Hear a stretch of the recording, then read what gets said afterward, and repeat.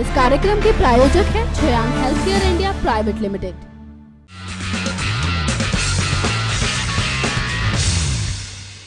Hello friends, मैं हूं आपकी होस्ट मेघा। स्वागत है आपका हमारे शो अमेजिंग वर्ल्ड में। इस शो में हम एक बार फिर हाजिर हैं अमेजिंग वर्ल्ड की अमेजिंग स्टोरीज आप सभी तक पहुंचाने के लिए। तो इंतजार को खत्म करते हैं और शो की शुरुआत करते हैं। यूं तो आजकल कानून ने कई इंसानी गतिविधियों पर पाबंदी लगा दी है, लेकिन अगर ये पाबंदी किसी शख्स के यौन संबंध बनाने पर लग जाए तो सुनने में थोड़ा अटपटा है और आप शायद इस पर यकीन भी ना करें, मगर ये बात सच है। आइए आपको रूबरू कराते हैं पूरे मसले से। किसी भी लावारिस वस्तु की जानकारी पुलिस को दे, इस बात की अपील करते हुए आपने लोगों को देखा होगा। लेकिन अगर किसी शख्स को यौन संबंध बनाने से पहले पुलिस को जानकारी देनी पड़े तो ये बात हैरान कर देने वाली है। न्यूयॉर्क में एक शख्स के यौन संबंध बनाने पर पाबंदी लगा दी गई है। साथ ही ये शर्त रखी गई है कि यदि वो संबंध स्थापित करता है तो उसे इसकी जानकारी 24 घंटे पहले पुलिस को देनी होगी। दरअसल इस शख्स में नॉर्थ यॉर्कशायर पुलिस ने सेक्सुअल रिस्क ऑर्डर पाया है। हालांकि यॉर्क प्रेस के मुताबिक इस व्यक्ति ने अब तक यौन संबंधित कोई आरोप नहीं किया है, लेकिन फिर भी ये खतरनाक साबित हो सकता है। इस पर लगी पाबंदी के बाद अब इसे किसी लड़की के साथ संबंध बनाने से पहले इसकी जानकारी पुलिस को देनी होगी। इसके साथ ही उस महिला का नाम, पता व उम्र की जानकारी भी पुलिस को देनी होगी। आपको बता दें कि अमेरिका में सेक्सुअल रिस्क ऑर्डर ऐसे किसी भी व्यक्ति पर लगाया जा सकता है जिसने कभी सेक्सुअल हरकत की हो। साथ ही ये ऑर्डर उस शख्स पर भी लागू होगा जिसका यौन संबंध बनाना देश या फिर विदेश के किसी नागरिक के लिए खतरनाक साबित हो सकता है। जानकारी दे दें कि एक फुल सेक्सुअल रिस्क ऑर्डर कम से कम 2 सालों तक लागू रहता है और यदि वो शख्स किसी यौन अपराध में दोषी साबित हो जाता है तो ये सजा 5 साल तक हो सकती है। आपको बता दें कि ऐसे कानून संभावित अपराधों से बचने के लिए बहुत जरूरी होते हैं। खैर, शो को आगे बढ़ाते हैं और अब बात करते हैं सोशल नेटवर्किंग की। सोशल नेटवर्किंग में ट्विटर एक महत्वपूर्ण भूमिका अदा करता है। आपने अक्सर प्रेसिडेंट, प्राइम मिनिस्टर, सेलिब्रिटी या किसी आम इंसान के ट्वीट करने की खबर सुनी होगी, लेकिन अगर कोई आपसे कहे कि अब एक मुर्गी ट्वीट करेगी तो क्या आप विश्वास करेंगे?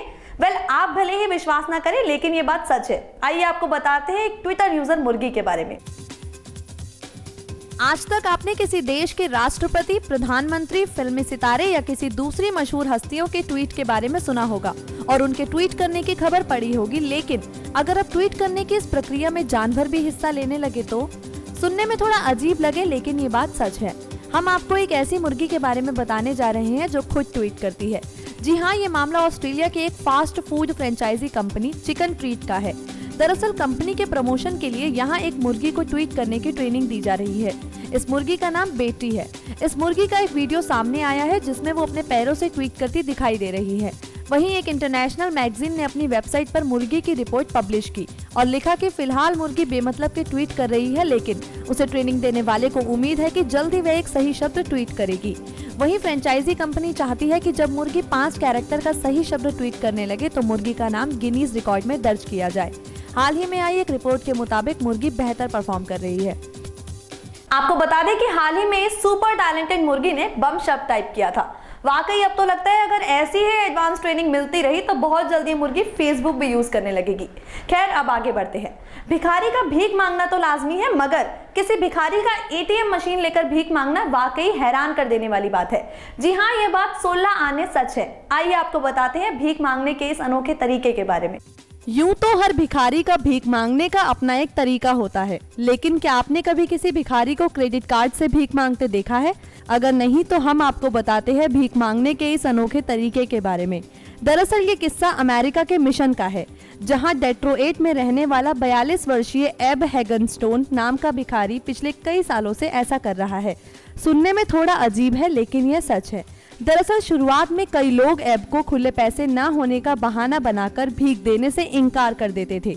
ऐसे में एब ने एक मशीन ले ली जो कि वीजा कार्ड, मास्टर कार्ड और अमेरिकन कार्ड एक्सेप्ट करती है, जिसकी वजह से अगर कोई उनसे कहे कि उसके पास पैसे खुले नहीं हैं, तो एब उसके जवाब में उनसे क्रेडिट कार्ड से पैसे देने के लिए कहता है।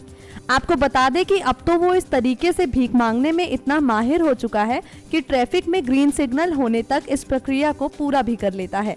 एब ने अपने पास एक बोर्ड भी रखा है जिस पर लिखा हुआ है कि उन्हें होटल की जरूरत है क्योंकि शेल्टर भर चुके हैं। एब ने लिंक्डइन पर अपना एक प्रोफाइल भी बनाया है। वाकई इस भिखारी का ये अंदाज सबसे निराला और सबसे अलग है। खैर, आगे बढ़ते हैं और बात करते हैं सुपरमैन और बैटमैन की। इन सब के बारे में तो आपने सुना होगा, लेकिन क्या आपने कभी फायर गर्ल के बारे में सुना है? अगर नहीं तो आज सुन लीजिए, क्योंकि आज हम आपको ऐसी लड़की के बारे में बताने जा रहे हैं जिसके छूने से चीजें जल जाती हैं। आइए आपको बताते हैं इस फायर गर्ल के बारे में। वैसे तो हमने पौराणिक कथाओं में ऐसी शक्तियों और यंत्र तंत्र के बारे में पढ़ा और सुना है कि जिस व्यक्ति के पास इस तरह की शक्ति होती थी तो वो इस ताकत के जरिए जिन चीजों के लिए बोलते या फिर उन्हें छूते थे तो वो चीजें जल उठती थी। खैर, ये तो बात हुई पौराणिक कहानियों की, लेकिन क्या आपको पता है कि आज के आधुनिक युग में भी ये सारी बातें सच हो रही हैं।